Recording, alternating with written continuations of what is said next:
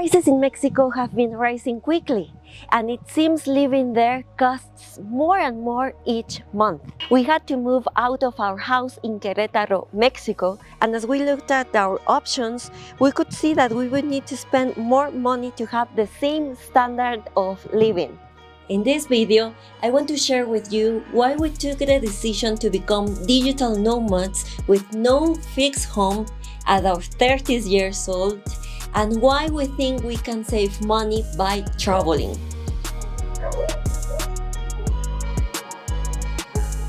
Since I've been making videos on YouTube, I've met a lot of people from the US and Canada who've decided to move to Mexico in search of a better life. Mexico is becoming a very popular place for retirees, especially people from the US and Canada, and I've met some of them because of my YouTube channel. And of course, I'm very happy to call them my friends. A common pattern that I've seen between the retirees who moved to Mexico is that they've been working very hard all their life, and then when they move to Mexico, they make their dream true and they make the most of it. But I think that nowadays things are different and the old rules don't apply anymore. And actually, I believe that traveling earlier is not only possible, but it can also ensure a comfortable life in your later years. It sounds backwards, right? Let me tell you what I think. My husband and I both work online, which is great because it gives us the flexibility to work from wherever we want. Unfortunately, in our situation, things don't look too stable. But don't feel bad for us. Let me explain why. Obviously, part of my job is to make videos on YouTube. I started to do YouTube as a hobby, and then as I was seeing that it was earning more money, it became my main job. But recently, my channel and a lot of other channels have seen their views dropping. YouTube is a very unstable way of making money, and nothing is guaranteed. By the way, if you want to help me reverse that trend, help me by liking this video, comment below, and subscribe if you are watching for the first time. But I don't only rely on YouTube. I also started a Spanish online academy called Thrive in Spanish. The purpose of this academy is to help people to gain confidence to speak Spanish, or for people who want to learn Spanish. I started this business over a year ago, and I'm very happy to say that it's growing steadily. I also would like to say that there are 3 other teachers working in this academy now. I know it's a long way to go into make it in a very real and reliable business. My husband is a full stack developer and he's working in a startup company in the US.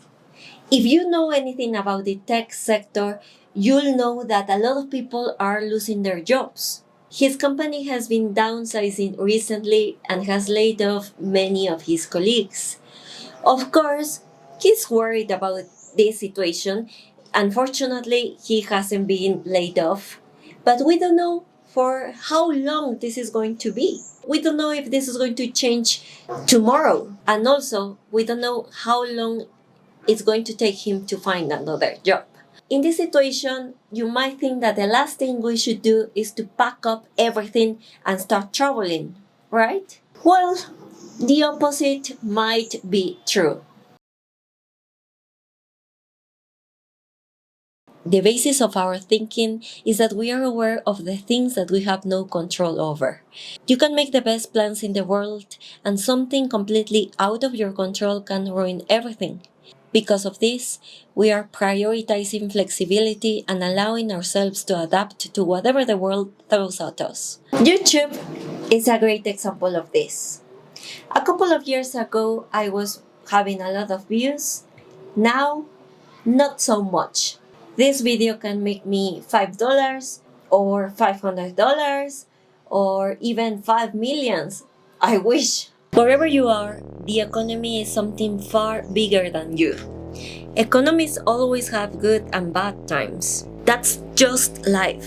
Sometimes there will be work, other times not so much. It looks like a lot of the world is heading into bad times now, but that only means that good times are about to come. I didn't expect that Russia would invade Ukraine, and I wouldn't have guessed that this would make things much more expensive, like energy. I also would never have imagined that relations between the US and China would cause the Mexican peso to become super strong. Over the last couple of years, a dollar had been worth over 20 or 21 pesos. Now it works less than 19 pesos. This makes a big difference in a small business that charges in dollars, like mine. There are many things which we can't control, but they have such an impact in our finances. It could have been easy to find yourself in a position which it looked great in that moment, but it totally changes because of external factors in the future. What can we control? So it seems that there are so many different factors that are against ourselves. But what can we do to improve our situation? My husband and I are very fortunate that we can work remotely. As long as we can keep doing this, we also have the opportunity to increase our options. A few months ago, my mother-in-law came to Mexico and she was telling us about the situation in the UK. She was telling us about how worried she was with the electricity. Everything was getting very expensive and winter was approaching, winter was coming, so she was wondering what she could do when the strong winter with the high prices of electricity. For example, through factors outside of our control, the Mexican peso has strengthened considerably recently, increasing our expenses. At the same time, currencies in other countries are becoming weaker, such as Colombia. Currency fluctuation is a fact of life, and it provides opportunities and risks for people. Being able to move around means that we don't get stuck in difficult situations, and actually, we can try to benefit from these natural changes. A few months ago, we were told by the owner that they wanted to sell the house where we were living in Queretaro, and we were considering whether to buy it or not. We were thinking Queretaro is becoming popular for a lot of people, it can be a good investment, but at the same time, there was a lot of fear, at least from my part. Thank you very much to all my patrons who support this channel. I hope you enjoy this trip with me in Colombia. This is a very important part of my life. Colombia is a country that I really like as much as my country, Mexico. I even made a video telling you how confused we were. We didn't know what to do at that moment, whether to buy the house, the apartment, the house or not. And a lot of you answered in the comments to buy it. A lot of you as well said that it was the time to travel. If you want to watch that video, you can watch it here. I'm gonna leave the link here. You know the answer now. We didn't buy the house. We didn't buy it because we thought that at the end of the day, owning a home can take money out of our pocket. And we were saying it because we already own a home. With the house that we own, we haven't had a good experience. We have to pay, of course, property taxes, a lot of maintenance. I remember that I told you that my house was flooded 2 years ago or 3 years ago. So the value of my house, of our house, is not the same now. It decreased. So we didn't buy a home and we decided to invest the money in something that is likely to grow in value, such as stocks, with no effort. What do you think about this? About investing the money instead of buying a house? Let me know your comments below. There are external factors that are out of our control and that they can impact us in a way that we didn't even imagine. But if we are prepared, if we keep learning and we are up to date, we will be ready for those changes. I'm seeing it with my YouTube channel.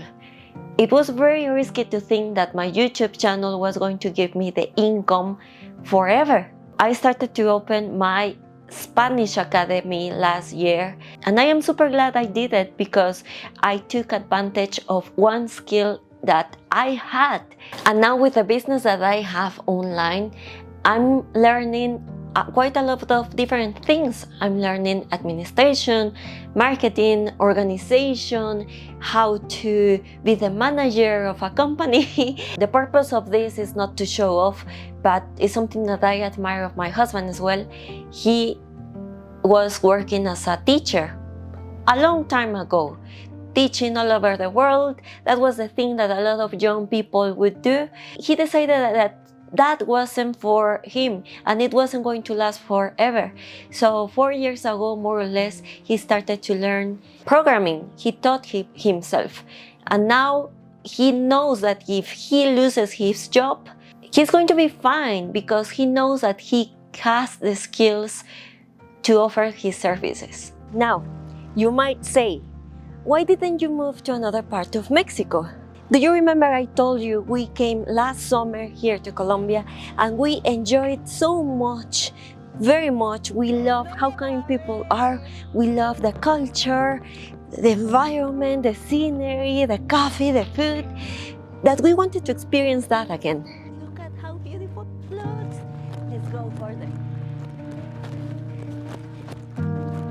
I know it sounds like a cliche, but there's something unique about moving to another country.